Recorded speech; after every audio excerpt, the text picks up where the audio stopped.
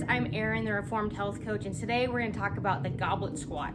This is a very useful squat, especially for anyone who is just getting into doing squats. It's great for increasing your squat depth, your overall squat form, your ability to keep your chest upright rather than that kind of just leaned over position that a lot of us tend to get into due to lack of practice and lack of mobility, lack of the skill of squatting.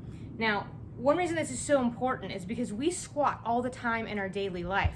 And for years, we've kind of got this misinformation that we shouldn't be squatting below parallel. And I want to show you why that can actually be dangerous. Because when you think about the things that we do in our actual life, the times that we might have to squat down to pick something up, what that's going to actually look like. So let me demonstrate. I have a very sad fern here that's in a potted plant. I just want to show you what this would look like when I don't squat below parallel and the body mechanics I have to use in order to do that compared to when I do squat with really good squat depth.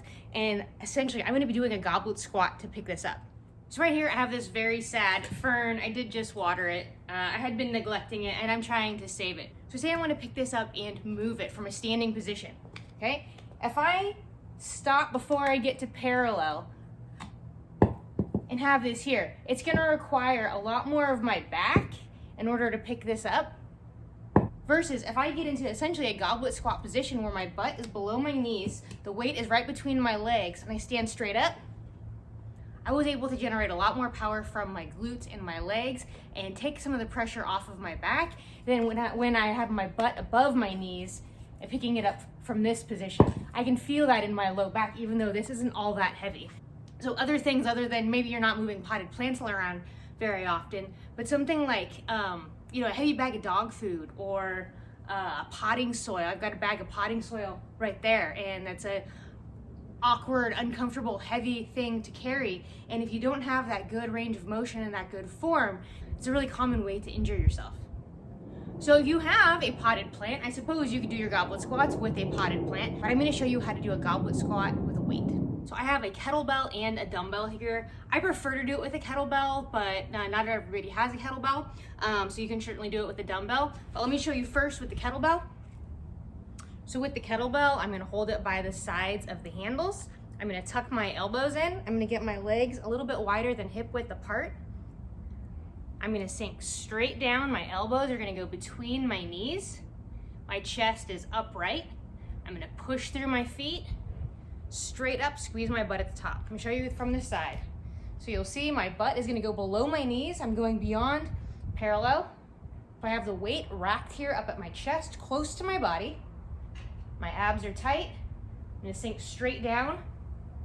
My elbows go between my knees. My butt is below my knees. And I'm gonna stand straight up. That's the goblet squat with the kettlebell. You do the same thing for a dumbbell. You're just gonna hold it vertically. So whether you want to hold it, kind of depends on, this has these sides. You can hold it this way, you can hold it vertically, whatever is comfortable for you. But the key is you want to hold it close to your body so that your elbows can remain tucked in. So your elbows can go between your knees here in the bottom position. One other cool bonus about the goblet squat is if you have a little person around, you can actually use your little person as your weight. I don't have a real little person. This is Jimmy, my Cabbage Patch doll from when I was a kid, but I've done this with my 1.5-year-old niece. So you just get your little one and you kind of cradle them in a similar position. Ideally do this in front of a mirror if you're doing this with a little one because it's fun and they'll really enjoy it. You just kind of get them in that same racked position where your elbows are going to be close into your body, chest is going to be upright, sink straight down and up, and you can practice counting and up and down and you can add all sorts of language and fun elements to it and spend some quality time with your little one.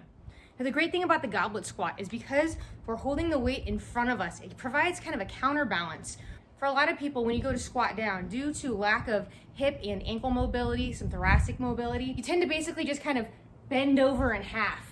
Right? So I've been working on my hip and ankle mobility, my squat form for a couple years now, but I still can remain more upright with the goblet squat. So it's a tool I continue to use, an exercise I continue to use, especially at home, because I can load it heavier than any other squat I can do at home.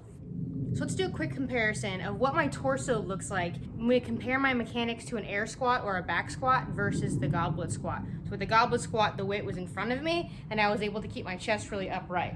So I'm just gonna use, this is actually the pole, the telescoping pole to my Webster, the like cobweb cleaner guy. I'm gonna use this as a makeshift barbell because I don't have barbells at home. I'm gonna put this where I would normally have a barbell position. It's kind of sitting on my traps right here, and my arms are making kind of a W shape, and my upper back is activating. So I'm squeezing my shoulder blades back and together, which is helping me actually keep my chest upright. Yet, because the weight is behind me, or really because I don't have weight in front of me like I would with a goblet squat, I have a harder time when I sink down of keeping my chest upright. I'm really working as hard as I can to have my chest upright, and I just can't get as low in this position.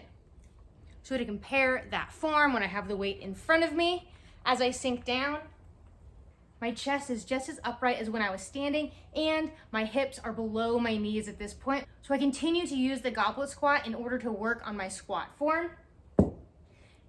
I can add weight in a fuller range of motion in a better body position, while in the meantime, I'm working on that hip and ankle mobility to be able to achieve this position in a back squat. When you're working in a greater range of motion, as long as that is a range of motion that you can control, you build more muscle, you build more stability, and it is more functional. Because again, I have to pick up an everyday object, like I'm gonna move this heavy potted plant. Now I can get down really low because I have a greater range of motion. I'm not limited to this butt above the knees position.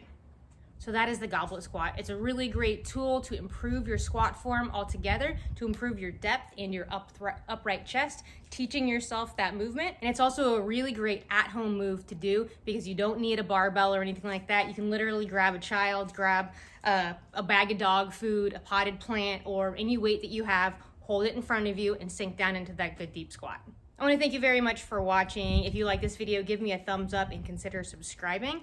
Please let me know in the comments, what is another exercise or area of exercise that you would like more information on? Thank you for watching. Remember, reform your lifestyle, reform your health.